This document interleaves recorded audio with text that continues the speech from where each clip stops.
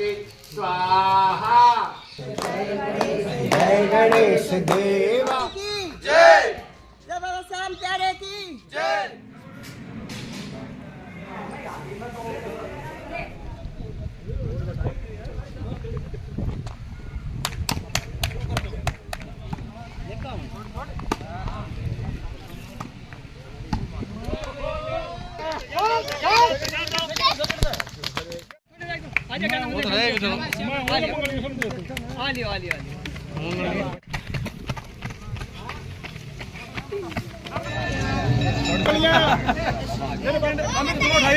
Amit second position race 2 number पे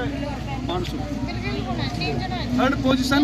रिसाल बताओ इस मेले के बारे में बताओ। मेले के बारे में मेला ये सारंडी का दुलंडी का कदेसी बरता आ रहा है और अण में कुश्ती भी है और दही दूध शाम को दही जमाते हैं और सुबह दही चढ़ाते हैं और चावल का प्रसाद और खींचड़ा बनाते। पहली बाजरा का खींचड़ा तो कोई आता नहीं बनाते और शक्कर को प्रसाद और सब को आनिया ने चढ़ावी सी बाटी सी खुआवी सी और भजन कीर्तन करवावी सी ये दुल्हनडी ने कराते हैं।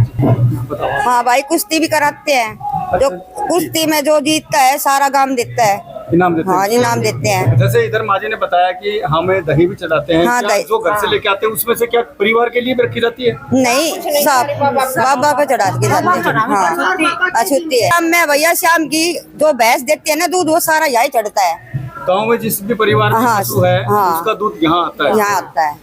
घर का भी दूध को ना भरते जाए सारो यहाँ पर चढ़ता है। चाहे आपके पास कितने भी कितना भी दूध हो चाहिए, हाँ 5 हो चाहिए 4 हो चाहिए, एक हो। सभी का दूध सभी का दूध यहाँ पर उसमें से थोड़ा बहुत मिल जाता है। नहीं, बिल्कुल भी नहीं। बाल्टी तो कभी जी आप बाहर गिरते परिवार नहीं खाता कोई भी। एक बालक रोता है उसने भी नहीं दे, वो भी सूखी सब्जी रोटी खाएगा, बालक ने भी नहीं दी। दूसरी खड़खड़ा और क्या नाम?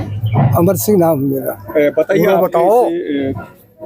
जो आपकी जो परंपरा पूर्वजों ने जो चलाई बाबा के मंदिर के बारे में, इस मेले के बारे में, क्यों इस मेले को बनाया गया? देखो ये बाबा का पवित्र स्थान है, बाबा रूपादास का। उन्होंने यहाँ तपस्या की थी, बाबा ने तपस्या की थी तो उनकी आस्था लोगों के ऊपर थी, उनकी आस्था।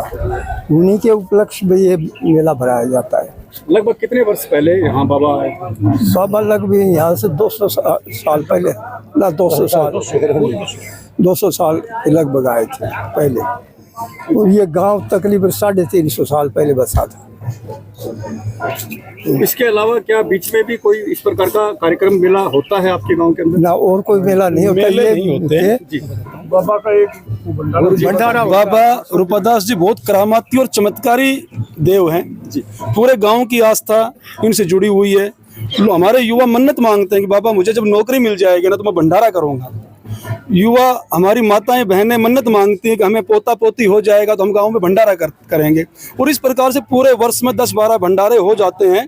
पूरे गांव के लोगों पहले कार्यक्रम सबसे पहले बाबा के यहाँ आश्रम में स्थान पर हवन यज्ञ किया जाता है।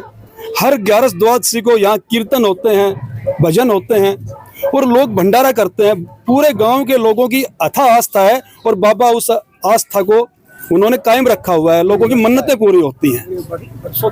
और बरसोद्दी भी गांव एक बार दिसंबर के महीने में लगभग ना द्वादशी के अगले दिन या द्वादशी के दिन एक जिस दिन बाबा की प्रतिमा की स्थापना हुई थी, मूर्ति का अनावरण किया गया था, उस अवसर पर बरसोद्दी भंडारा किया जाता है, वार्षिक भंडारा किया जाता है। ये मेला अलग है। आप क्या कहेंगे इस मेले को लेके? सर ये मेला है, ये हमारे पुरखों के टाइम से ही ये परंपरा चली आ रही है और हमसे पहले जो बुजुर्ग थे वो भी इसी तरह से यहाँ भंडारा का आयोजन करते थे और मेला भरवाते थे और खिलाड़ियों को प्रोत्साहन राशि के रूप में दी जाती थी। उसके बाद ये परंपरा चलती आई।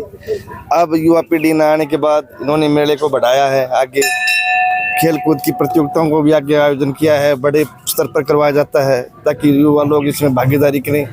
एक हमारे बाबा की आस्था बहुत ज़्यादा है, आस पड़ोस के गाँवों से भी, दुलोट से भी, यहाँ पहाड़ से भी, खेड़की, बैरावास, काकड़ा, यहाँ से भी धरंडी चढ़ती है। हमारे यहाँ की परंपरा और है जी, जैसे जितनी भी हमारे यहाँ शाम को पशु हैं वो गायें भैंसें दूध देती हैं, वो अनछुआ होता है और वो जमाया जाता है और इस उसको यहाँ बाबा के अगले दिन आके दही के रूप में चढ़ाया जाता है।